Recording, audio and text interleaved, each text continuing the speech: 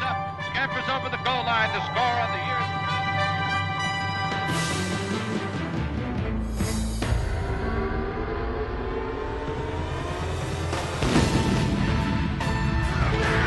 We're gonna be here all day, baby. I like this kind of party. Rush the quarterback.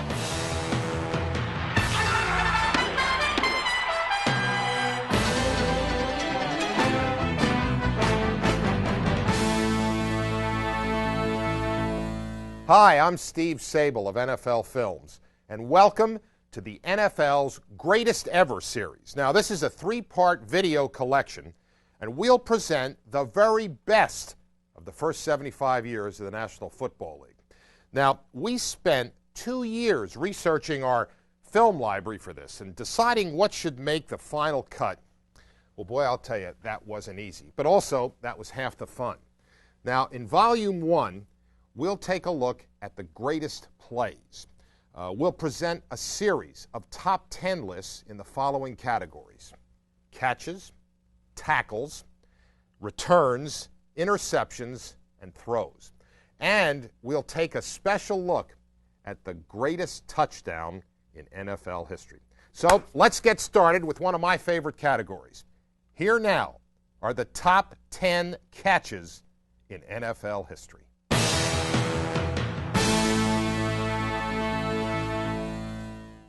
Great catches become even greater when they occur in a game's frantic final seconds. And when it comes to putting receivers in position for greatness, John Elway has few equals. Again, Elway being rushed. Quick pass. Caught by Vance Johnson. Breaks to the 30. He's engineered 34 fourth-quarter comebacks. 585, hut. Elway hands the ball off to Rivers. Rivers at the 10. At the 5. Touchdown. Look at Elway. Never say never. Never say never. This guy will go down as the greatest come-from-behind player in National Football League history. Elway's talent under extreme pressure first gained national prominence in the 1986 AFC Championship. Elway guided the Broncos 98 yards in the game's final minutes. He culminated the drive with a fast ball to Mark Jackson, who got low enough to use his body as a third hand. The 10th greatest catch of all time allowed Denver to win in overtime and remains Elway's most dramatic comeback. Good ball line up here. Got to take it down, fellas. You'd need a program to find Max McGee in Super Bowl I. He wasn't scheduled to play at all, but fate intervened. When Boyd Dollar was injured, head coach Vince Lombardi called on McGee. And he scored Green Bay's first touchdown with the 9th greatest catch of all time. Despite catching only 4 passes during the regular season, McGee displayed amazing dexterity. Green Bay won, and McGee's hangover from staying out too late the night before suddenly didn't feel so bad. Strange events occur when teams need a score on the last play of a game. Often, they throw it up and pray for a miracle. He is going long down the near sideline. It's going to be a jump ball, and it is pulled down by Billy Johnson. Johnson inside the 10, 5. He is down. He is. Give it to him. He's in. Touchdown, Atlanta. 9 seconds. We overload. 3 to the right. Trips are on the right. We're going Hail Mary. There goes Tolliver. A long, high pass. Down in the corner. Batted. Twice the Falcons have beaten the 49ers with a wing and a prayer, which is kind of ironic when you consider San Francisco invented this type of pass. The 49ers had a receiver named R.C. Owens who could out-jump almost any defender. In 1957, Y.A. Tittle used this pass, the alley-oop, to beat the Lions 35-31, the 8th greatest catch of all time. 23 years later, the Vikings used a different version of the alley-oop. They called it Squadron Right. Ahmad Rashad pulled it in to win the 1980 NFC Central Division. But the most famous wing and a prayer belongs to the Cowboys. Their Hail Mary to Drew Pearson beat the Vikings in a 1975 NFC playoff game. Well, the Cowboys need a miracle. Roger takes the snap, pumps it once. He's going long. Down the near sideline for Drew Pearson. Pearson makes the catch at the 5. Touchdown! Staubach hit Pearson on a 50-yard touchdown. Would you believe it? The old saying, great players make the great plays, is especially evident in big games. In Super Bowl X, Lynn Swann vowed to catch the first pass thrown his way. In Super Bowl XIV, John Stallworth made a state-of-the-art over-the-shoulder catch. Downfield, there goes Stallworth. He pulls it in at the 30, the 20, the 10, the 5. And in a 1977 AFC playoff, Dave Casper's concentration never wavered. It's common for a receiver to slow down while locating a deep pass. But during the ghost to the post, Casper never broke stride. On long throws, receivers must keep their body between the ball and the defender, which is exactly what Stallworth did when Bradshaw called, "Johnny, go deep." But the most illustrious example of aerial artistry is Swann's levitating leap, the third greatest catch of all time. None of these three were game winners. Casper's catch set up the tying field goal, and in the second overtime period, he personally ended the longest game in Raider history. Stallworth's grab led to Franco Harris's game-clinching score and the Steelers' fourth Super Bowl victory. Swann accented his catch with the Steelers' winning score, earning Super Bowl MVP honors. Pittsburgh was the team of the 70s, thanks in part to the Raiders, who ended the Miami dynasty in a 1974 AFC playoff. You'll never see a better game than this one, ladies and gentlemen. I'm sure you'll agree. There he is, fading, looking. He's under the gun. He's caught, he throws. It is.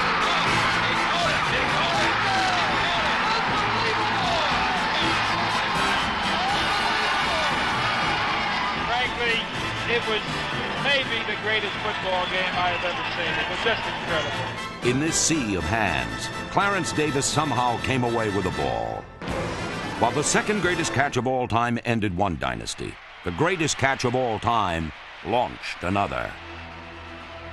In the fourth quarter of the 1981 NFC Championship, San Francisco trailed America's team, but the 49ers were blossoming into champions. They mixed high percentage passes with an unexpected run, edging ever closer to their date with destiny.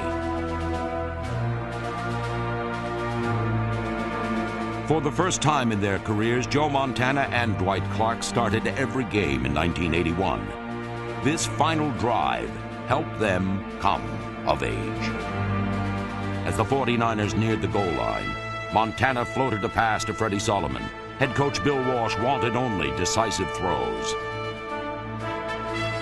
Tell Freddie to split about 6 or 7 yards on this thing, and then get his up that field, and you watch that safety, okay? So fasten your seatbelts now. We've got turbulence and plenty of it here at Candlestick Park. The season, the outcome of a Super Bowl berth hangs in the balance. Montana rolling out the right, looking toward the end zone, throwing under pressure, throws his pass. Caught by Clark. Not a touchdown. Dwight Clark has it. It's a touchdown. The game-winning score is simply known as the catch. Montana waited until his receiver became open and then threw the ball where it couldn't be intercepted. Clark displayed textbook perfect form, shaping his hands into a triangle, drawing the greatest catch of all time down with his fingertips. Textbook receptions are something to applaud, but there is a storybook quality to the greatest catches of all time. They're larger than life and linger forever in our memory. Vince Lombardi described tackling this way. When a guy has just robbed your house and is running down the street with everything you own and you're trying to stop him, that's what tackling is.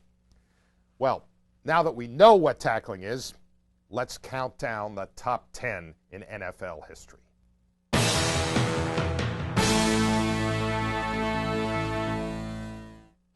Fourth down at the goal line. About a foot to go. On a goal line stand, football players don't match wits. They bang heads. Elway, hands off. Stopped. Gary Reasons. Great play by Gary Reasons. Threw his body right at Humphrey and crumbled him. Gary Reason saved the Giants' late season win in Denver, and they soon clinched the NFC East by the margin of that one game. In Super Bowl XVI, the 49ers led 20-0 at the half. The Bengals had closed it to 20-7, and later in the third quarter had the ball 3rd and goal, inches from cutting the Niner lead to just 6.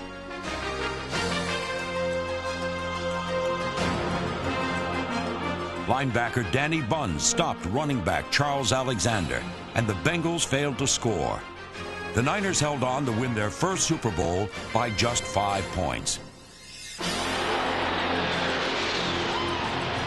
In Super Bowl 27, the Cowboys led just 14-7 when they faced down the Bills. To 1 yard line.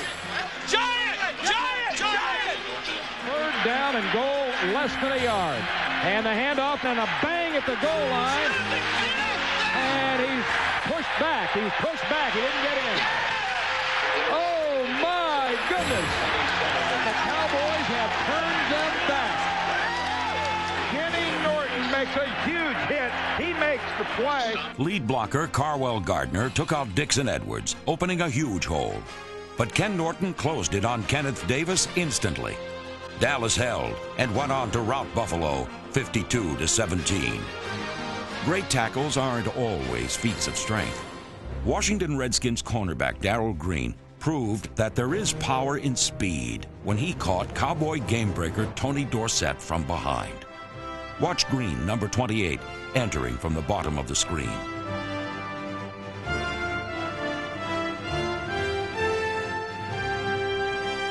Green ran with the winds of change at his back, signaling the end of the era when offensive players like Dorsett were the fastest men on the field. But in the era of the two-way player, the Cleveland Browns' Bill Willis, number 30, did Green one better, chasing down Giants halfback Gene Roberts. Into the clear, and with a blocker in front of him, is pulled down from behind by Bill Willis's diving desperation tackle. Willis preserved the Browns' 8-3 win, and Paul Brown's team advanced to its first championship. On such plays are dynasties begun, like the tackle made by the 49ers rookie cornerback Eric Wright in the game better remembered for the catch. I think the catch was a big play in the game. I think what I would say, especially being a defensive player, is that it's what happened after that play. I think Eric Wright making the play to save the game, to pull down Drew Pearson, to keep them out of field goal range. Without Wright's tackle, the catch might have been just another pass completion. But the 49ers won the game, and 2 weeks later, their first Super Bowl. History could have definitely been different if Eric doesn't make that play. Sometimes personal history makes a tackle great, and it made Steve Largent the only offensive player to make the list of the NFL's 10 greatest tackles. On opening day 1988, Largent was knocked out of the game on an illegal hit by Denver's Mike Harden, for which Harden was fined by the league. But real justice would come later that season, when Steve Largent showed that when it comes to tackling, an ounce of vengeance is worth a pound of experience. The end zone, 2 yards deep, will run it out, takes it up to the 10, 15, out to the 20, he's on his feet. All right, Largent, the ball comes loose, the Seahawks may get it back. I mean, Largent just unloaded on Mike Harden. Holy smoke, what a play. Steve will want to put that over his mantle, right on the fireplace. That's better than any touchdown catch he's ever made, right there. In 1966, the Baltimore Colts were all that stood between the Green Bay Packers and the playoffs. Trailing by 4 in the closing moments, Johnny Unitas led the Colts to the 15-yard line. Then came number 87 Willie Davis and what was called the $1 Million Fumble. The Packer dynasty marched on to win Super Bowl I. Like Unitas, Joe Montana seemed to embody his team's success. He had the Niners on the verge of a record 3rd straight Super Bowl, leading the Giants 13-9 with 10 minutes to play. Then defensive end Leonard Marshall pulled his team off the floor for one last shot at Montana.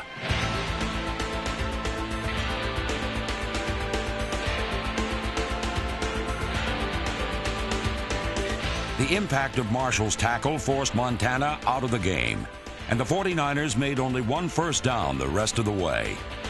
Marshall's sack led to 1 field goal. Later, he watched Matt Barr attempt the game winner with 4 seconds left. Plenty of distance. It is good. Good. And the Giants are going to Tampa Bay. It's over for the three-peats. They have ended the reign of the San Francisco 49ers. Hey, Joe, are you still using that greasy kid stuff on your hair? In 1960, Frank Gifford was the NFL's glamour boy. Late that season, he would run into a man of distinctly different grooming habits. The clock is running down. It's about 1.5 minutes to play in the game. Gifford swings out of the backfield, comes down the field, across, down and in. They're dangerous. That's like a Volkswagen going down a one-way street, and a Mack truck is coming the opposite way. Frank Gifford caught the ball underneath of Bednarik, and he was trying to get to the sideline to stop the clock. Well, he got stopped. I mean, he got hit. Bednarik hit him, and he just leveled Frank. I mean, Frank was level and knocked him cold, of course. And Frank missed a whole year of football the following season. That's how hard he got hit. I thought Bednarik killed him. His head snapped. He went backwards, and the ball flew in the air. And there it was. Chuck Weber fell on it. I knew the game was over. I had no idea where Frank Gifford was, and then when I saw him recover the ball and I turned around, and then simultaneously I was with a gesture like this, standing over him, and I said these exact words: "This effing game is over." And it would appear by the picture that I'm gloating over him. I wasn't gloating over him. I had no idea that he was there. And so Chuck Bednarik celebrated the tackle that saved a 17-10 win, the turning point on the Eagles' road to the 1960 World Championship. Today, we celebrate it as the greatest tackle in NFL history. Historically, the great kick return men of the NFL have been relegated to the margins of the record book. In fact, it wasn't until 1977 that a kick return specialist was even named to the All-Pro team. But we've decided to give these game breakers a deserved break. Here are the top 10 greatest returns in NFL history.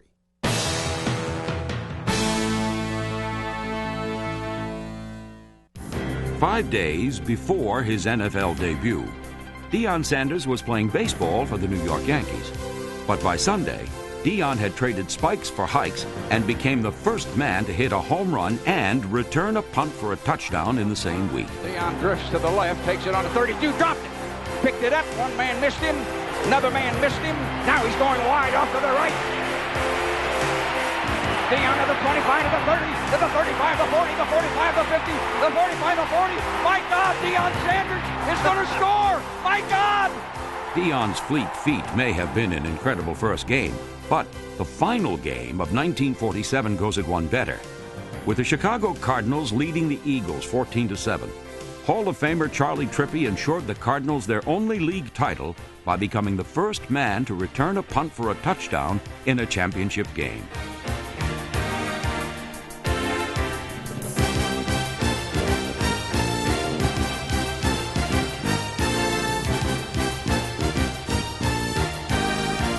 Trippi's trip was nothing compared to the Saints' Charlie Brown's odyssey. Incredibly, 9 of the 11 opposing players get a piece of Brown, but none bring him down. Feel free to count along. 1, 2, 3, 4, 5, 6, 7, 8, and 9. Of course, making 9 men miss is one way to score, but generally the key to a great return is making the first wave of defenders miss. And that's exactly the tack the Packers' Walter Stanley took on Thanksgiving Day 1986. Walter Stanley at the 16-yard line to the 20. Come on, Walter, you got to get this way. Walter trying to go the other way. Hey, looky here, he is gone. 45, come on, He Walter. is gone. He's going. He's got to score for the Packers. No flag, and he scores a touchdown, and the Packers lead with 41 seconds. Stanley's sprint was the game winner, which makes it hard to beat in terms of drama, but speed isn't always of the essence. Take the Steelers' Roy Jefferson's bold move into the heart of the Cardinals' kick coverage. Jefferson doesn't reach top speed until the play is all but decided, but it's a decidedly exhilarating play.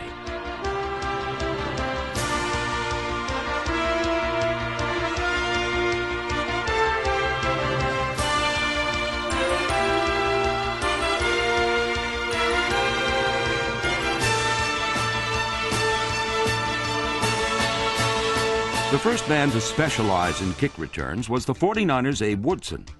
With an array of quick moves, Woodson could go from sitting duck to sitting pretty. The Detroit Lions kick off to the 49ers. Abe Woodson has it on the 3-yard line. Woodson follows a wedge of blockers upfield, then goes into business on his own. Woodson, a former hurdles champion at Illinois, gets little practice as he leaps over a teammate on the fanciest kickoff return of the year.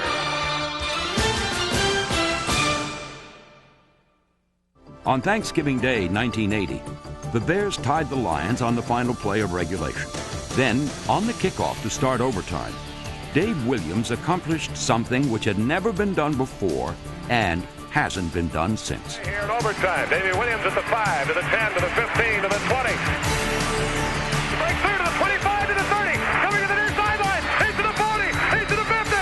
He may score. He's going to win it. A kickoff return by Davey Williams. 95 yards. And the Bears win it in unbelievable fashion. Davey Williams, 95 yards. Do you believe that? A 95-yard kickoff return, and the Bears are absolutely going crazy.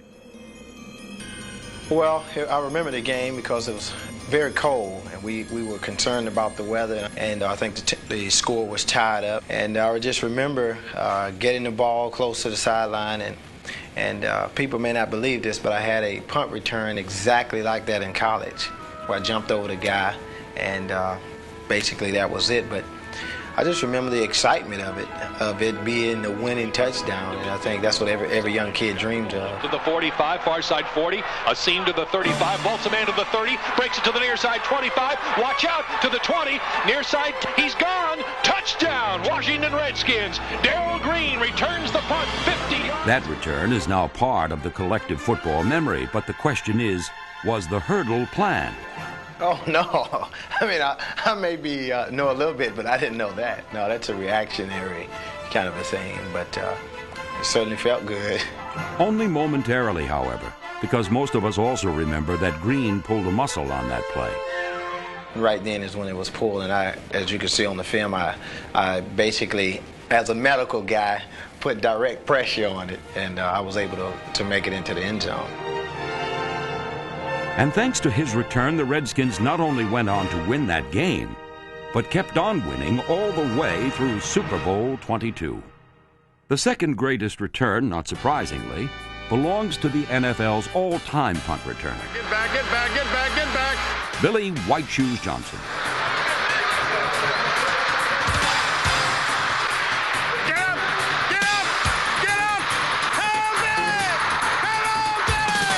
He just kept running. You know, I was standing on the sideline. Every now and then I'd see him, hi, Billy, and he'd come back over in a minute. He'd come back by.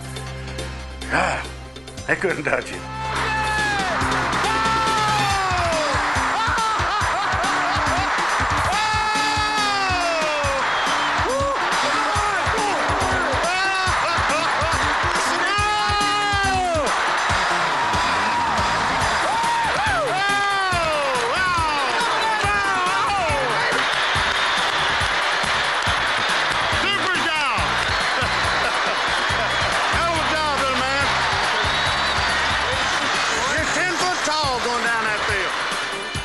Johnson's uncanny combination of speed and balance makes his selection as the punt return specialist on the NFL's 75th anniversary team an easy pick. And while his masterpiece is worth a second look, his is not the greatest return in NFL history. That honor was earned nearly 30 years ago on a muddy field in Chicago. It was by all accounts a very good day. I scored 6 touchdowns that day. Probably could have scored 8 if they would have let me play because we was going that well. But the last touchdown I scored was an 85-yard punt return, and probably had to work the hardest on that particular run than any other run. And I caught the ball and on the right side of the field, and I made a couple moves, and everybody started flying by me, but it seemed to me the field was very, very dry. I didn't slip at all, and made a couple moves and went for the touchdown. Called the Kansas Comet because of his speed, that nickname also reminded us of his otherworldly abilities. Moving as if propelled by celestial forces, Sayers treated fans to his own version of the divine. To the fans, it was pure magic. To Sayers, the greatest return of all time was simply natural. Did some things going back across the field, faking out some people, and they come sliding by, but Gale kept right on going.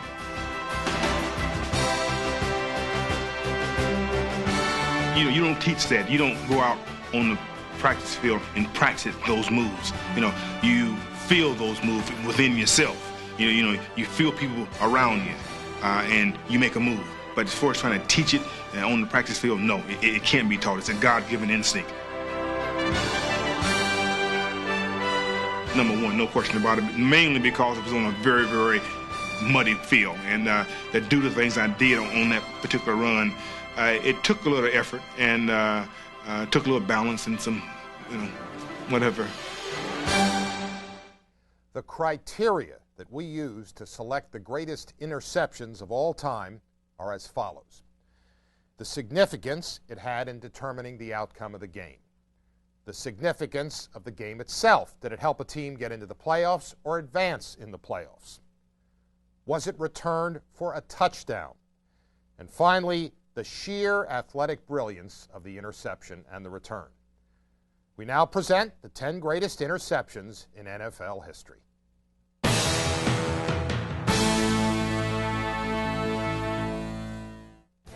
A.J. Dewey was Miami's designated rover, and with the Dolphins leading 7-0, Dewey drifted into the passing lanes to snag his 3rd interception of the day. His 35-yard fourth-quarter touchdown clinched the 1982 AFC Championship for the Dolphins. In a 1974 divisional playoff, the Rams led by 3 points in the fourth quarter. The Redskins were in field goal range when Merlin Olsen deflected Sonny Jurgensen's pass, and it was picked off by Isaiah Robertson.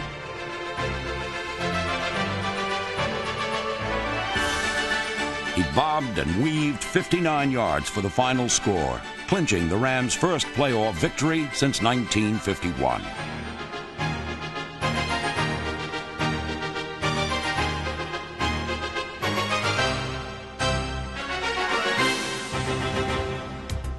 Minnesota led the Rams 17-13 in the 1976 NFC Championship. For a brief moment, the Vikings' 4-point lead appeared to be in jeopardy, but Bobby Bryant stepped in to save the game. Minnesota advanced to its 4th Super Bowl.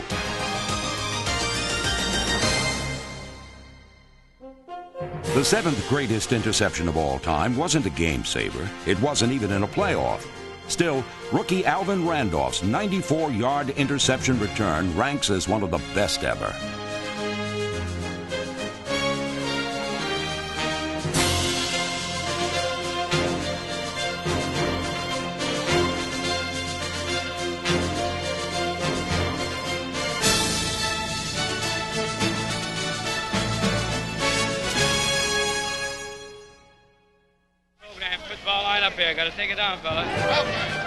A strong pass rush helped turn the first Super Bowl into a blowout. With the Packers leading 14-10, Willie Wood picked off an underthrown toss and returned it 50 yards.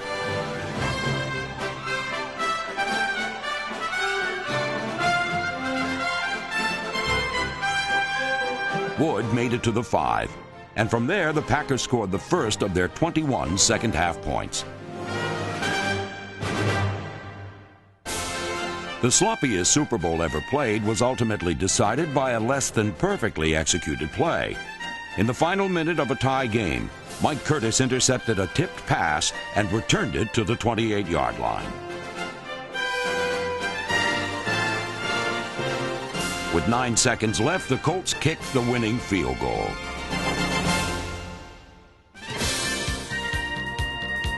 It was an interception that propelled the Dolphins into Super Bowl VI. Leading 7-0 in the second half, Dick Anderson intercepted a deflected pass, and behind a wall of 6 open field blocks, serpentined 62 yards for the score.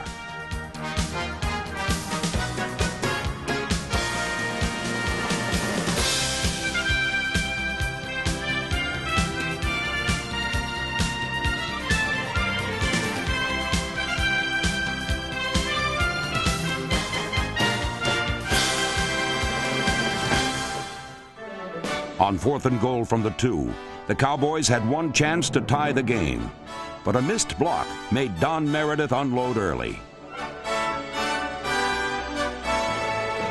Tom Brown, a former pro baseball player, shagged the fly to secure the Packers' second straight championship title.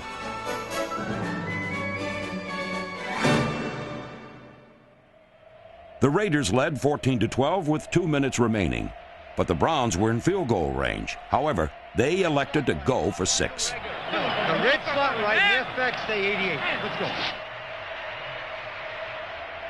It's known as the mistake by the lake, but let there be no misunderstanding. Mike Davis planned it all the way.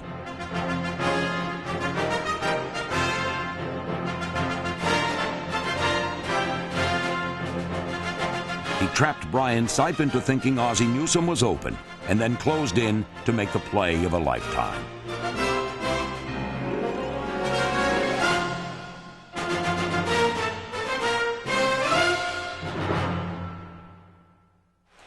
The Eagles had come back from a 21-point deficit without their quarterback, Randall Cunningham. Randall's hurt. Randall's coming off with a limp, and the Jet fans are cheering. Trailing by 2 points in the fourth quarter, Eric Allen picked his way through a maze of tacklers, going 94 yards with the greatest interception in NFL history. Intercepted by Allen, spinning at the 10, out to the 15, the 20, cutting to his left at the 25-30, Allen at the 40, Allen to the 45-50, 45-40, Eric Allen down the far sideline, stepped over a man, he's going to go! Eric Allen, but the miraculous return of an interception! It was a play that almost never occurred. So after I catch the ball, I'm thinking to myself, I should get out of bounds because something's going to happen crazy. I look upfield and I see 2 Jet players like walking off the field like, oh, this guy's, he's going out of bounds. So I say, hold up. I'm going to try and get as many positive yards as I can. And I seen the hole open up. And I said, if I can make it through the hole, I can make something happen. Right there, I'm looking, and this is the hole I need to get through. I heard a lot of people pitch the ball, we come this way, do that, So I kind of veer off left, and Ben comes, and he gets the block on Mitchell for me. It's clear sailing after that. And so I look straight, and I see Randall there with crutches. Should be in a museum. Just gave him the ball and said, hey man, we're all with you, and have a good workout and come back as soon as you can. I said it was 94 yards, but it seemed like about 200. Eric Allen's interception, the greatest in NFL history. There's nothing prettier or more dramatic in the game of football than a perfectly thrown pass. Unfortunately, delivering that perfect pass is one of the most difficult feats in all of sports. A quarterback must combine a strong arm with a delicate touch and a crisp sense of timing. And he has to avoid 300-pounders who are trying to dismantle him. Here are the greatest throws in NFL history.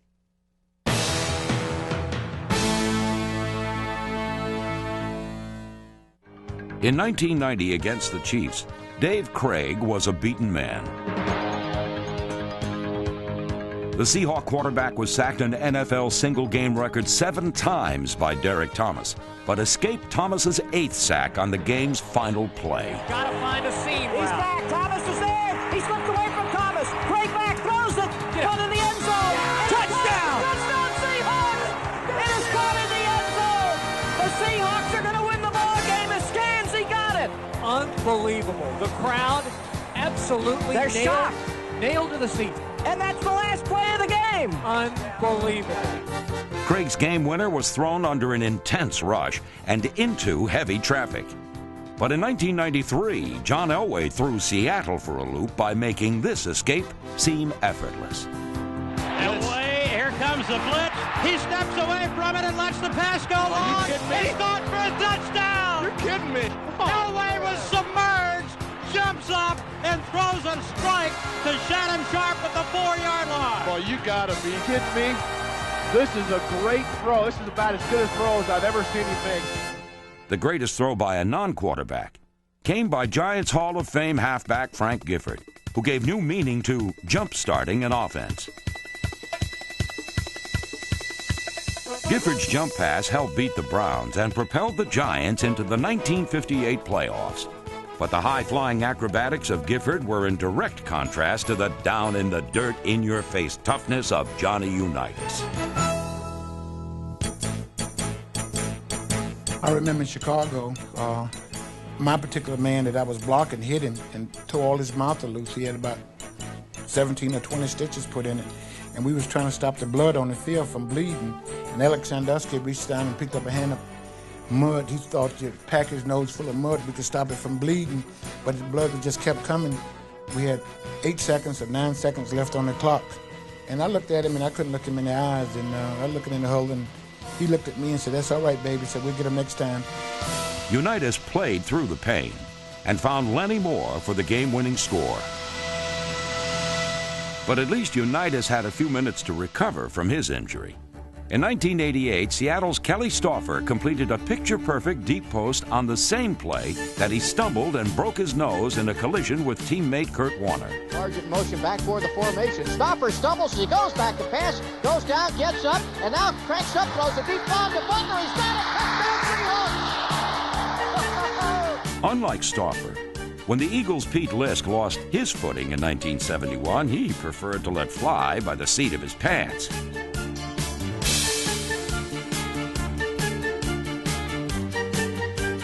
But the greatest improvisational throw came in 1982, courtesy of Houston's Archie Manning. First to Casper, hit in the backfield. Now laterals back to Archie Manning. The ball is bouncing free. Archie has it. He's scrambling all the way back to the 20-yard line. No throw in history required quicker thinking or a more impressive underspin. He underhands it upfield. It's caught! Run throw at the 40 to the 50. He may score. No, he's caught from behind. He'll miss the first down by 1. In the 1969 AFL Championship in Oakland, the Chiefs faced a 3rd and 14 from their own 2-yard line midway through the third quarter.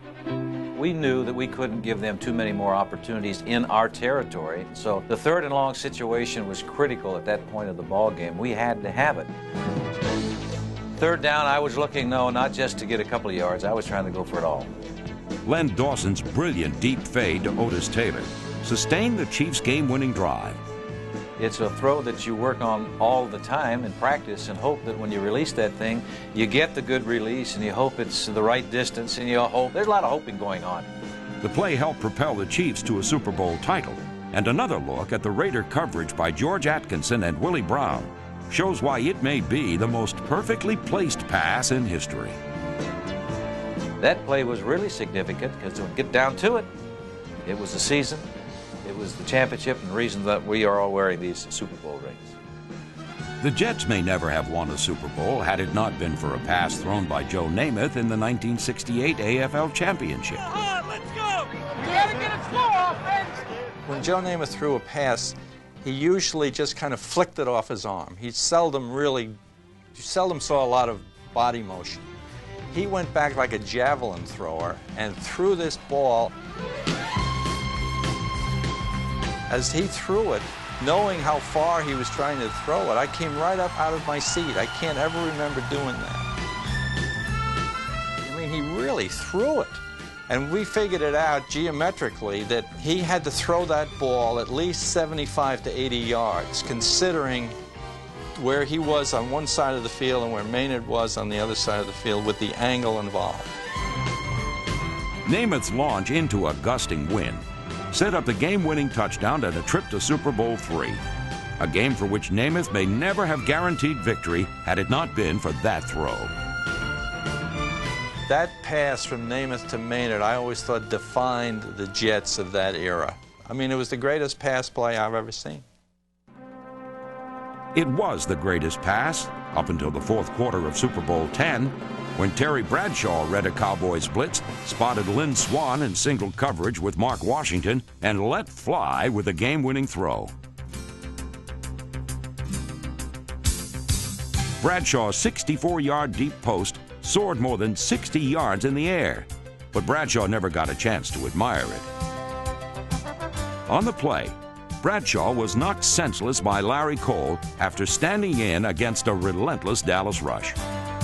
D.D. Lewis had the great opportunity, and he cried the blues to me. He was saying, if I only had him. I had him in my grasp. I just missed him. But he did miss him. Terry stepped up in the pocket, and he got the ball away. It had all the elements of the toughest throws, coming under a heavy rush. A long pass placed perfectly over a receiver's shoulder. And, in the words of Sammy Baugh, the son of a was covered. And it made the Steelers champions, certainly easing the pain for Terry Bradshaw as he launched the greatest throw of all time. There's no time for a top 10 list of the greatest touchdowns ever because the #1 touchdown is just so special.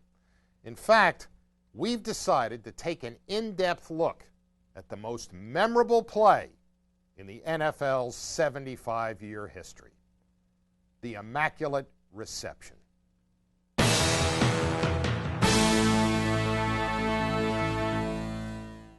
Steeler fans had abandoned hope against Oakland in the '72 playoffs. What took place was the single greatest touchdown in NFL history. A miracle. The Immaculate Reception. The Oakland Raiders have taken a 7-6 lead in a tough football game, and this crowd is standing, 50,000 of them, seeing their team go behind by 1 point. Hang on to your hats. Here come the Steelers out of the huddle. It's down to one big play, 4th down and 10 yards to go. Terry Bradshaw at the controls. And Bradshaw back and looking again. Bradshaw running out of the pocket, looking for somebody to throw to, fires it downfield. And there's a collision. It's caught out of the air. The ball is pulled in by Franco Harris. Harris is going for a touchdown for Pittsburgh.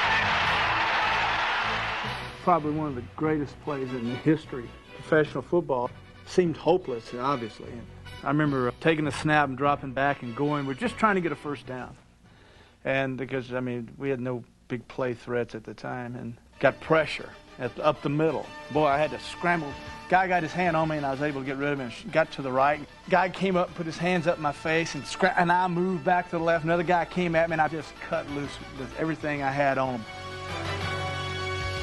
I got these bodies on me, and I'm laying down on the field, and I hear this huge roar. I'm telling you, I knew this is a roar for good things. This is not a roar for bad things. Something great has happened. The roar was unbelievable. And when I finally got up, people were coming off on the sideline. People were grabbing me and trying to pick me up, and I was, what happened? What happened? I didn't know what happened until we had gone inside in the locker room. It was just unbelievable. When I reached the Steelers, I had this drive in me that I wanted us to be #1. And in that playoff game, it went down to the wire, and I just told myself, Franco, should play it all the way through. Franco Harris pulled in the football. I don't even know where it came from. Bradshaw took the snap. He drops back. I look at him. I look at Franco. Franco's doing nothing. He missed his block. Bradshaw scrambles out that way. Franco comes jogging down the field. Half speed. He's my man. I'm jogging half speed with him. I saw Bradshaw throw the ball. I shot over to help make the tackle. Meanwhile, Franco, who had just drifted over there, it goes right to him. Had I been as lazy as Franco, that ball would have come to me at waist high. Now I spin around. I still can make the play. Mick Macon, who no one ever would remember, their tight end, smart player, dives right in the back of my legs. What's he got to lose? They're going to lose the game anyway. The biggest clip ever. No clip called. I remember laying on the ground watching Franco run down the sideline, just couldn't not believe it happened. I thought we got taken. The word is stronger than that by everyone. And we should have had that football game, but we didn't get it. But to his credit, Mr. Rooney got it. He was in an elevator. He didn't even see the play. He was going down in the locker room. He told me later to congratulate this guy for having a great season. He thought they lost, which they should have. But there was nothing we were going to do to prevent it. And it's one of the great moments in National Football League history. It was a mistake, but it was one of those things. It was I guess it was an honest mistake, and Fuqua knows he hit it, and it should have been our game. It is said that luck is uncle, but talent takes advantage of it. The Steelers certainly did that, and to this very day we dream of that incredible play and of the next great touchdown waiting to amaze us all, just over the horizon, from out of nowhere. Out of nowhere came Franco Harris, riding a white stallion down the field, heading up Franco's Italian army, charging under the football and galloping off into the sunset. Well, that brings us to the end of Volume 1 of our three-part Greatest Ever series. I hope you'll join me for the second and third parts of our trilogy. In Volume 2, we'll recall the NFL's greatest players. And then in Volume 3, entitled The Game, we'll remember the greatest stories, the greatest feuds, the greatest single-game performances, and then we've got some miscellaneous fun facts that we couldn't figure out where to put, so we just put it in that volume. For NFL Films, I'm Steve Sabol.